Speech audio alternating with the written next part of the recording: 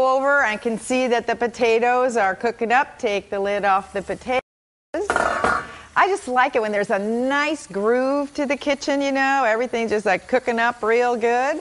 Okay, I want to get rid of all this. Don't need this anymore. And I'm going to pull out my other little pan here, and I'm going to caramelize some garlic. That's for the mashed potatoes. That's why I say caramelized garlic. Get that pan heated up. Now, just using regular olive oil again.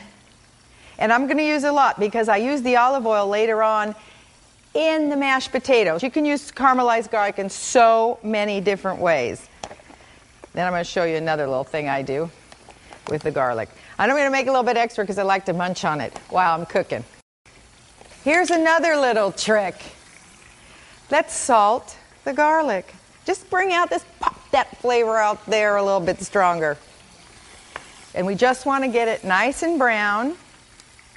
And like I said, later on, we're going to need this oil. So when we pour it into the bowl, we pour it with the oil. We do not drain it, otherwise you're throwing away half of the recipe. Okay, let's just watch that there. All right, let's take a look at our chicken, see if we can already turn that. Looks like looking good. I'm turning it down a little bit more. Oh, yeah, look at that. Perfectamento. Or as a friend of mine says, coolamundo. I love that word. Isn't that too groovy? Coolamundo. Oh, come on, turn over there. There you go.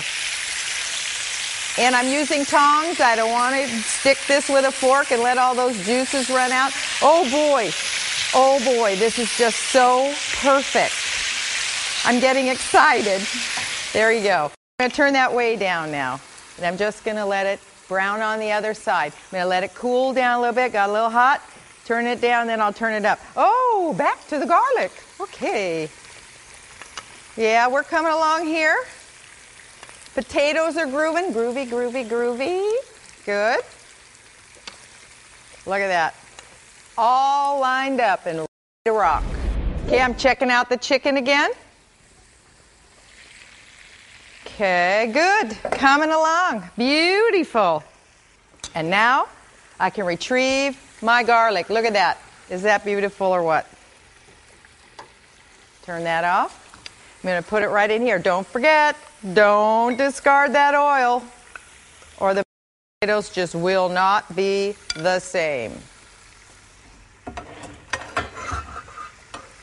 Okay, set that right out of there. Okay, we got the garlic. That's terrific. Oh yeah, I think we got the chicken too. I know I can take the top off. See what's all nice and brown.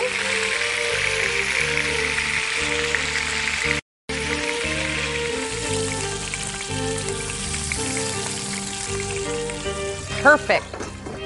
Wonderful. Okay. And now I'm going to the refrigerator and I'm going to gather up some chicken broth. Oh, chicken broth. And I'm going to grab my marsala.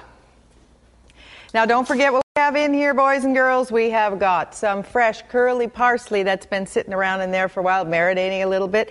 And we have a little bit of dried oregano. And that's it. That's like super duper easy. You want to save a little bit of parsley for after green cut up. Do it right then and there because it will turn a little dark in there. And just color, and I don't want you to add too much of this chicken broth because I really don't want to dilute this. You may say, wow, that's a lot of marsala.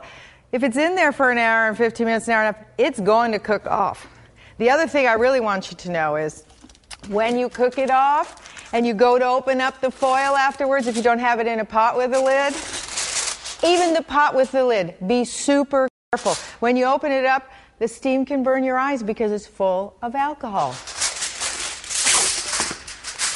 Okay, let's cover that up really super tight. The oven is preheated to 350. And like I said, it sounds to you, oh, she's going to overcook that chicken. In a way I am, because that chicken, when I cut through, is just going to fall off the bone. All my friends say, how do you do your chicken? And I don't tell them, ha ha. Okay, Here we go. To the oven. Great. Now we're going to finish off our mashed potatoes.